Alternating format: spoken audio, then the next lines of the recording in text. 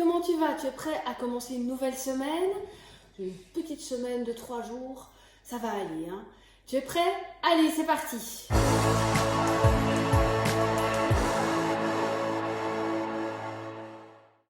Aujourd'hui, tu vas améliorer ton écriture. Pour cela, je te propose 4 petits jeux. Tu es prêt pour le premier? Allons-y!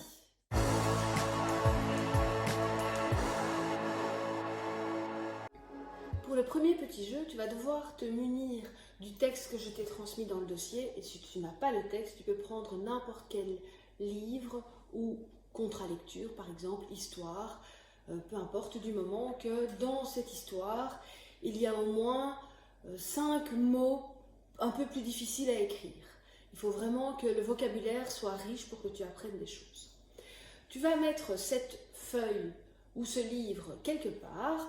Moi, tu vas voir que je vais le mettre au fond du jardin.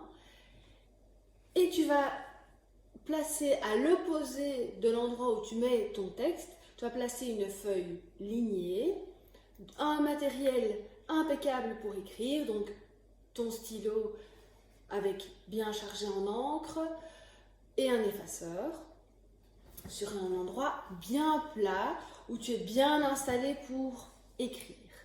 Le but du jeu va être de recopier l'entièreté du texte avec une très belle écriture et tout ça sans faute d'orthographe.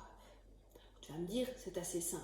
Sauf que entre l'endroit où se trouve le texte original et l'endroit où tu vas devoir l'écrire, le recopier, tu vas te créer un petit parcours. Moi, j'aime autant un petit parcours sportif, comme ça on en profite pour bouger un petit peu. Regarde à quoi ça ressemble chez nous.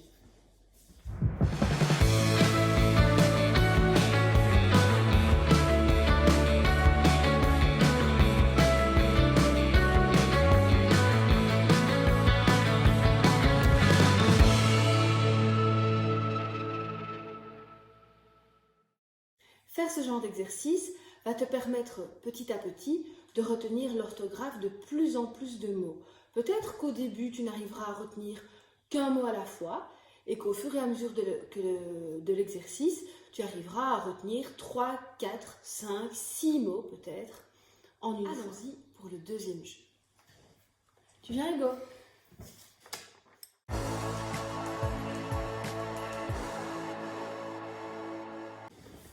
Le jeu suivant, on va s'amuser avec les mots, avec les phrases.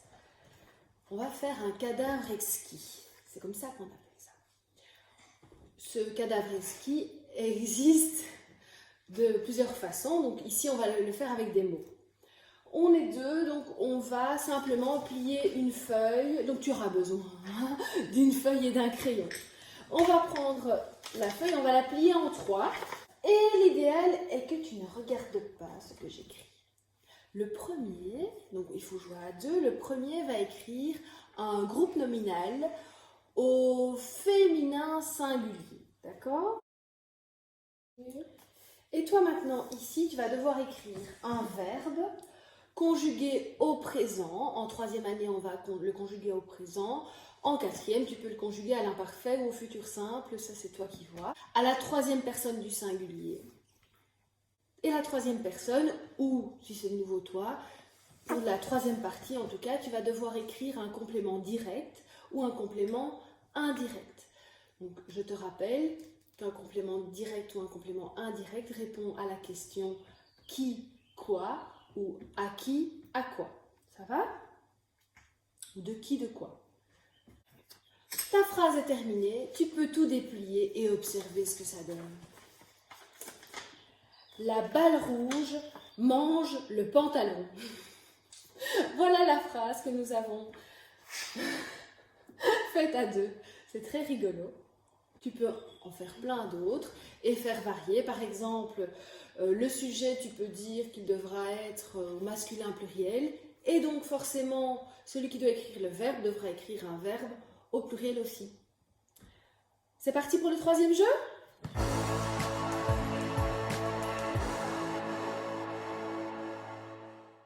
Le 3e jeu que je te propose va t'aider à retenir l'orthographe des mots. Et pour ça, tu vas avoir besoin à nouveau d'une feuille et de marqueurs. Est-ce que tu connais l'orthographe illustrée? Il existe des livres, des dictionnaires carrément d'orthographe illustrée. C'est-à-dire qu'on prend un mot et on va l'illustrer en fonction de ce que ce mot signifie. Et en plus de ça, ça va t'aider à retenir l'orthographe. Je te propose d'illustrer le mot « dent ». Alors, avant d'illustrer le mot, il faut d'abord être certain de l'orthographe du mot « dent ». Le mot « dent » s'écrit comme ceci, D-E-N-T. Ça va?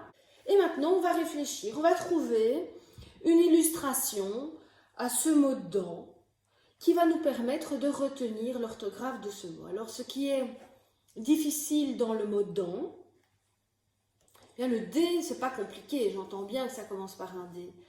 Ce qui est compliqué dans le mot « dent », c'est de retenir que c'est un E et pas un A.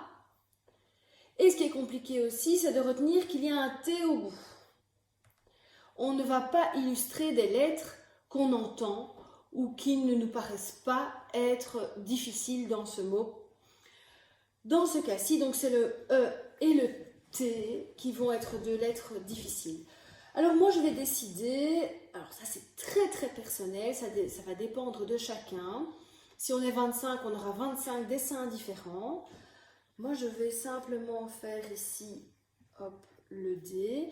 Le E, je vais le transformer en une bouche. Voilà, je ne suis pas très douée en dessin, hein, tu sais, hein.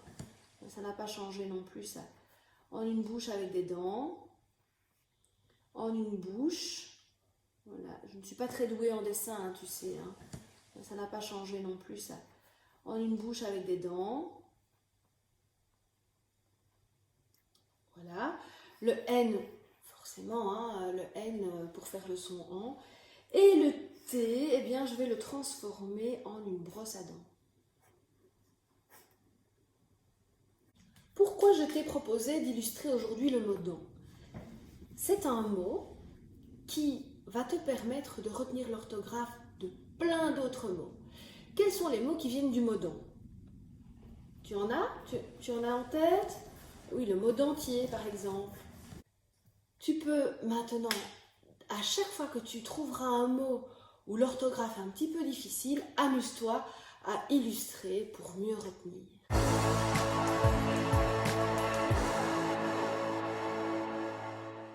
Ce dernier jeu va aussi t'aider à retenir l'orthographe des mots.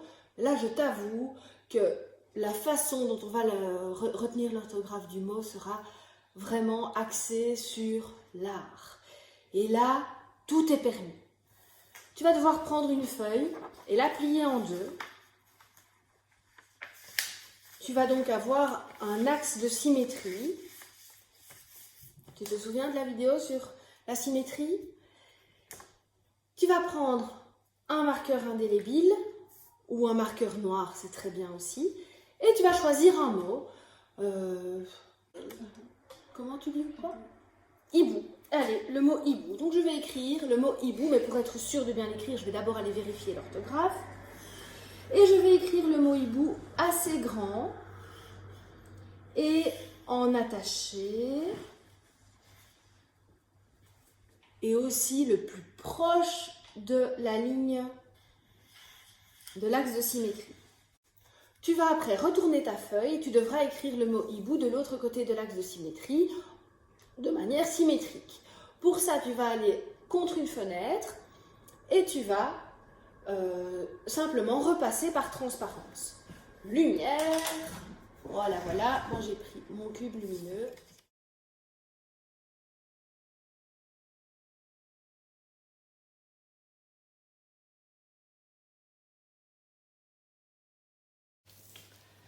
On va maintenant déplier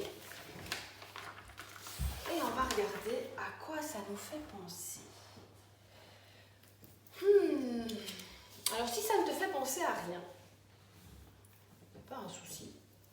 Moi là ça me fait penser à rien. Donc je vais en faire simplement un totem. Je vais le colorier.